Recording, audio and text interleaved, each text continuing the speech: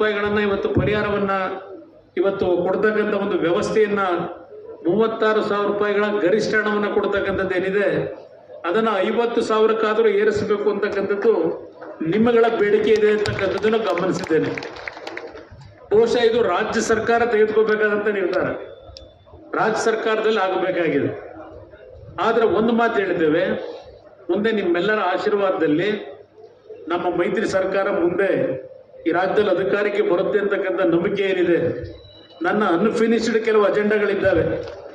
ವಿಶೇಷವಾಗಿ ನಮ್ಮ ರೈತರ ಬದುಕನ್ನು ನಾವೇನು ನೋಡಿದ್ದೇವೆ ಅದೆಲ್ಲವನ್ನ ಕಾರ್ಯರೂಪಕ್ಕೆ ತರತಕ್ಕಂಥದ್ದಕ್ಕೆ ನಾವು ಎರಡೂ ಪಕ್ಷಗಳು ಒಟ್ಟಾಗಿ ನಿಮ್ಮ ಸಮಸ್ಯೆಗಳಿಗೆ ಶಾಶ್ವತವಾದ ಪರಿಹಾರಗಳನ್ನು ತರತಕ್ಕಂಥ ನಿಟ್ಟಿನಲ್ಲಿ ನಿಮ್ಮೆಲ್ಲರ ನಾವು ಜೊತೆಯಲ್ಲಿದ್ದೇವೆ.